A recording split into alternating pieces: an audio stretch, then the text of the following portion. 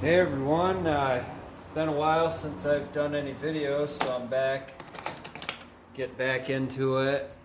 Just been been doing other work, having a good time doing the other work and get things together here, so I might have a good season of carving. Hope everybody's enjoying their spring. We're having a beautiful spring here.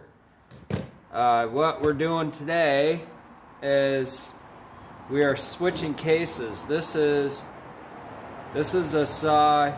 The motor, I bought this saw used and it pretty much came like this. I have scavenged some parts off it. What I need to do to this one, I took this one apart. You've seen, I've got several videos where I take saws apart, see that. We're just going to focus on looking at different things and putting the saw back together. This one here, you see that I white marked the metal grommets in the case. I don't remember if I have the video up still, where I took the screwdriver and pried under the muffler and the entire motor moved even though I had all the bolts tightened down.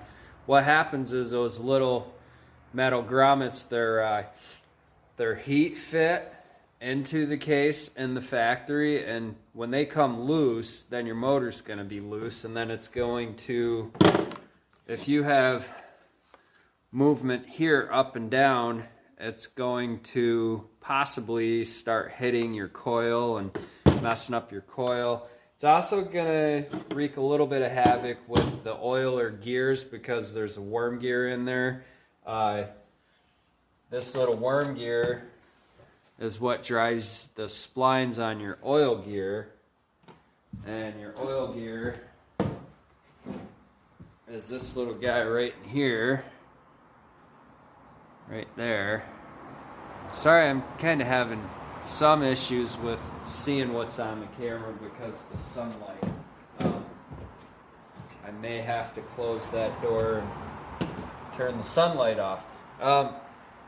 But we want to get the motor as solid as possible, especially for this saw, because this saw is going to run my bigger bar most of the time. This is my older 025. I've done a little bit of motor work. This is the short block motor for the saw. I try to always, I use the gasket seal on them just so that when I unbolt, the bottom of the motor doesn't come out. And then you have to mess with reseating the rings and all that. And also you can lose bearings that way. So that guy's sprayed down with WD. Just to get some of the junk off. One thing I want to point out really quick is, I don't know if you see the splaying around your clutch. This is the outside of the clutch. That's the inside of the clutch, and you see all that buildup.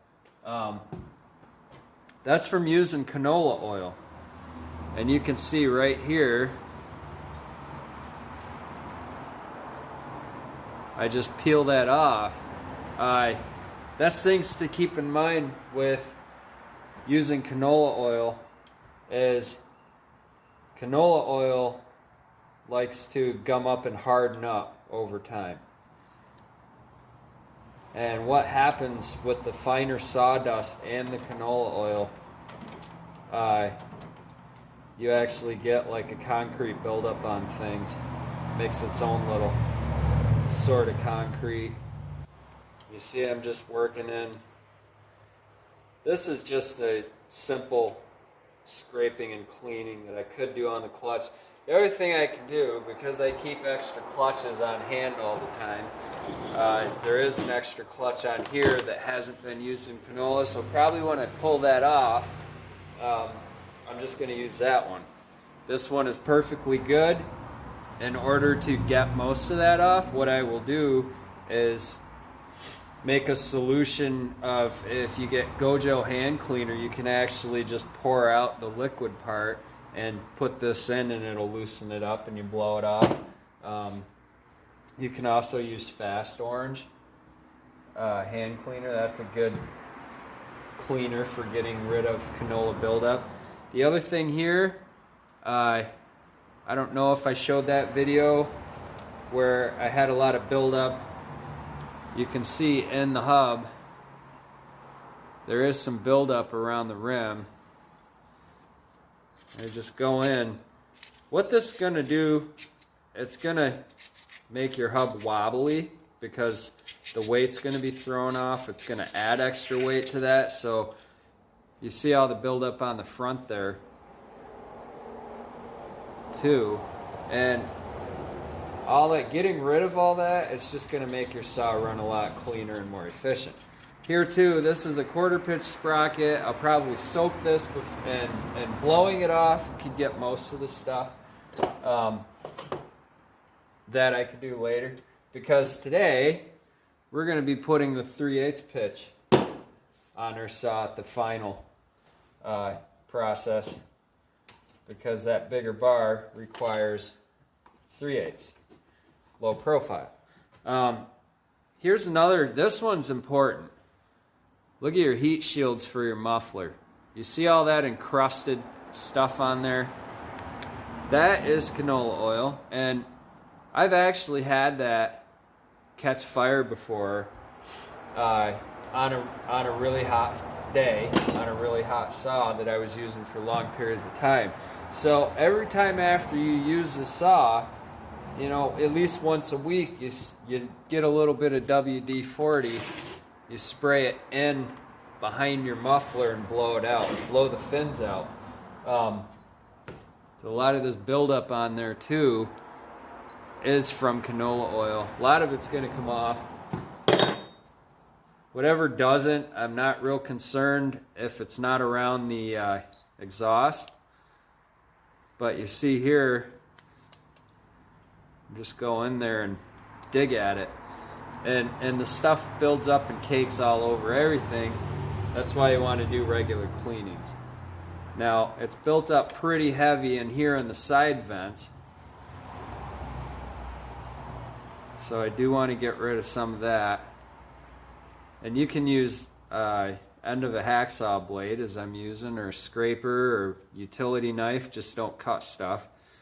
But all that stuff, you want to get rid of it to keep your saw running cool and keep that airflow going through the fins. So that's that. That's the quick rundown. So far we've covered the dangers and risks behind using canola oil. You see all that buildup on that edge of that heat shield. That's not good as far as heat dissipation. You want to get rid of that. That's why it's good to have a part saw, because you can switch out mufflers and you can soak mufflers. You can soak one while the other one's in use. And you see right there a lot of heat crazing and heat splay around where the gasket was. And there was actually a really huge chunk on the end of my gasket. And being where all the heat is, that chunk was actually charcoaled, like really hard. So it had actually been superheated before, throughout all the years of me neglecting the saw. I normally take these off. I normally go through them pretty thoroughly and clean them. So we're probably just going to use a different muffler. And the great thing about these mufflers, you see there's screen on one side and nothing on the other. They do that to direct and dissipate the heat according to environmental standards, according to their specifications for use with the spark arrestor, but we all do our own thing. So me personally, I like to drill these out. I like them more open and breathing better. And I bend the fins out. You see these fins are more sticking out than those fins. And if I can open up the port in the muffler, you see the two there? The difference in size on the opening. That's going to make a lot of difference in your power. So I'm not going to use this. I'm probably just going to use the stock muffler. That is a carb part. I like to be really organized and keep all my stuff separate. As far as my bins of parts, I have muffler and kind of drive gear parts, the ones that can be dirty and grubby. I have carburetor parts and a sealed container. There's all my oiler, my motor mounts, my handle plugs, handle parts, more handle parts, cover parts, nuts and bolts. These two I mix. I don't really worry about them because they're all oily and kind of grubby, and they usually don't have a lot of crud on them that's going to get into other stuff. So that's just that. You don't have to be perfectly organized. I always have a bag with extra fuel lines and extra filters. So yeah, that's what we're getting into right now. All right, there's the center I pulled out of the original muffler from the saw that we're going to be rebuilding. You see it's not too grubby in there, so actually I think this is it. That's not too grubby on the inside, so that's okay. I can deal with that. This is going to be, like I said, this is going to be kind of my blockout saw, my butt cutting saw. It's going to have a big bar on it. Bigger bar than I normally run on a saw. Let me grab that and show you.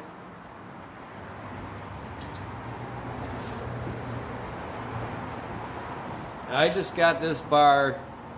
I got a new tip. They did it at the shop for me so that I could save time, and the fact that after they do that, they can grind it down and redress it for you, which it needed. So I said, yeah, might as well just do it there.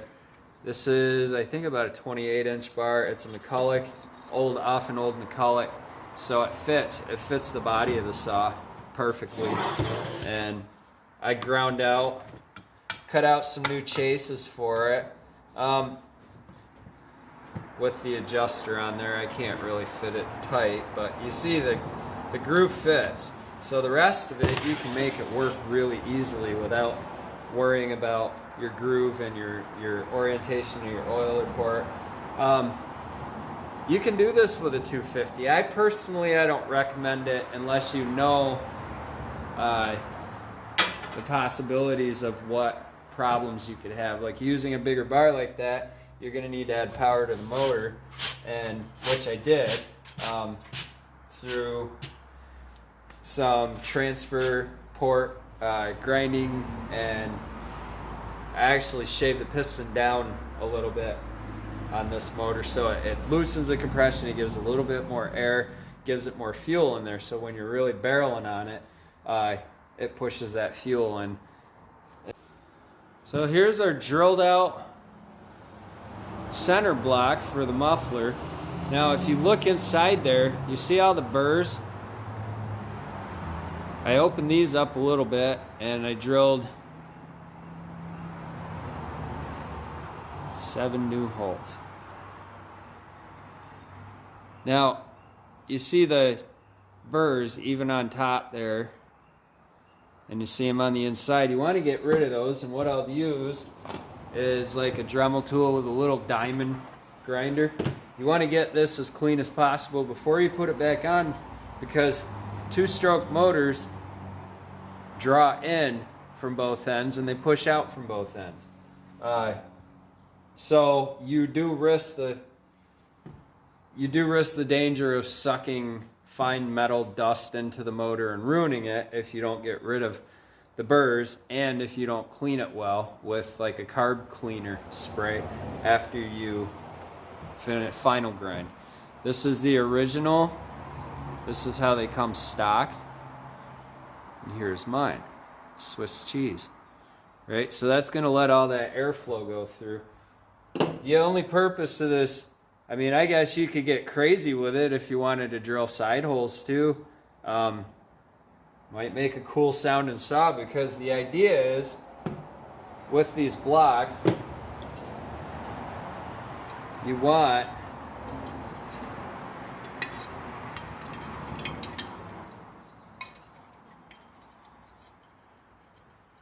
to have here. See, I only drill top and bottom because as the exhaust comes out, it's going to come down here and then bypass all this and go out through the exhaust port opening in the front of the muffler. That would be this part. All the exhaust comes out here. So that's just opening that up, and I'm going to clean that and then be right back. Doing this, I ground this out, and I don't know if I paused. This is maybe take 2. You see, I cleaned it and just used the brake cleaner to spray it. I like brake cleaner because it's got a little more high pressure. Also, there's no oil in it to make things stick. So when I rub my finger on there and look for metal shavings, I don't see anything. Now, the important thing is too, after you're done doing something like this, you want to wash your hands or clean them using something, hand cleaner. I use a spray bottle with bleach because the bleach is a little bit slick and it helps wash that fine dust of metal shavings off. That's a good thing because it will stop them from getting embedded in my hands and any kind of errant dust or anything that could get in the motor. There's a certain point where ridiculous is ridiculous. Like, you're going to get stuff in the motor of the saw no matter what you do. You can't help it. Sawdust goes through the motor of a saw often. Usually it doesn't cause any harm because it goes through quickly and it's gone. The idea here is to be as clean as possible and not go way overboard. And like I said, the reason that we're being careful with this right now is because a saw pushes air out, pushes air and fuel out, and draws in on both ends. It sucks in on both ends. That's a 2-cycle. It's just a vacuum. You could call it the plunger. As the piston goes up and down inside the jug, it's drawing up from the crankcase. It draws up from here, and then when it passes these ports, it's pushing out at the ports as it's drawing up here. After it passes those guys and gets to the top, as it goes down, it's drawing in here at the ports. So that's where saw timing and all that stuff, when we talk of saw timing, you hear people talk about it. That's where your timing is. It's in the relationship of the piston to the ports. And I'm just looking for a little scrapey thing here, because I'm going to use this heat shield, but you see there's a big chunk of that hardened charcoal resin. Basically, it's like a resin from the canola oil buildup. That's just to show you. Here's another one, another chunk of it. And that will catch fire if you don't get rid of it. So I like to get rid of it before I put it back on the saw. Back in here, this stuff doesn't fully bother me. If I had the time, I would do a better job of cleaning it. I'm using all the original motor parts. I've decided to use them. Now this here also is where your fires can start, and it's not the actual canola oil that's flammable. It's the compacted sawdust that's in there. Sawdust gets really fine in it, and the buildup can get bad. It happens everywhere in the saw. Happens in your bar. That's why we clean our bar grooves. You can get buildup in a chain. If you're cutting enough really hard wood with a really fine grain, you're going to get super, super fine dust that's going to build up in there pretty heavy. And this is a matter of experience with the situation and time invested, ruining parts, and you know,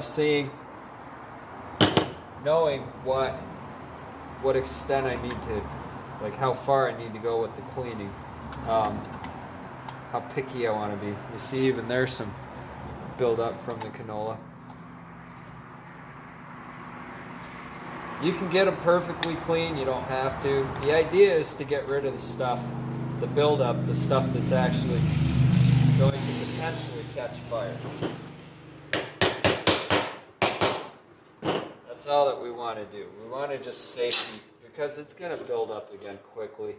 You got better things to do in your life than sit there and perfectly polish a machine that's used for really dirty work. Now the muffler's ready. The motor's going to be gone through and gotten ready, but first I want to get into dismantling this guy here.